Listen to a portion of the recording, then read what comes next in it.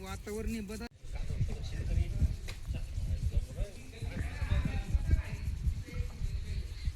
शिवाजी लक्ष्मण खापरे एरंडगाव येथील शेतकरी आहे।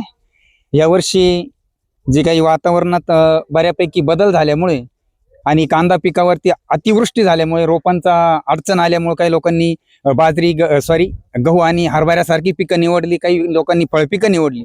परंतु जे काही कांदा पीक आहे, जे शाश्वत लोकांनी समजलं जातं, त्या शाश्वत पिकाला क्षेत्र जे आहे ते कमी अधिक प्रमाणात काही ठिकाणी वाढलं, काही ठिकाणी कमी झालं।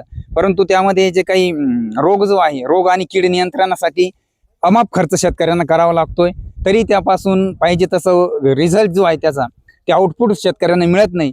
त्यामुळे जास्तीत जास्त खर्च वाढल्यामुळं भावामध्ये शेतकऱ्यांच्या कांद्या भावाविषयी काहीतरी शासनाने निर्णय घेतला पाहिजे। तसंच आता काही जे काही वितरिका जे आहे, पालखेड कॅनलला पाणी चालू आहे, पण वितरिकांना अजून वेळ आहे आणि काही ठराविक भागामध्ये पाणी विहिरींचं जे आहे किंवा जे काही अनेक जलस्रोत आहे नदीचे असतील वगैरे ते कोरडे पडले।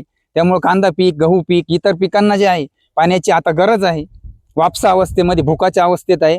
त्यांना लवकरात लवकर पाणी भेटण्यासाठी पालखेड कालवाच्या ज्या काही वितरिका आहे, म्हणजे 33, 34, 35 या वितरिकांना लवकरात लवकर पाणी सोडण्यात यावं। त्यामुळे या ठिकाणी तुषार सिंचनासारखे जे काही प्रवाही सिंचन पद्धती आहे त्या आपल्याला अवलंबून ते पीक कसं पाणी येईपर्यंत तग धरून ठेवायचं यासाठी शेतकरी आता प्रयत्नशील आहे। आणि वातावरणातील बदलामुळे ॲव्हरेज जे काही त्याचं उत्पन्न आहे ते घटणार आहे, त्यामुळे त्याचा भावावर परिणाम होईल म्हणून शासनाने त्याचा विचार करावा।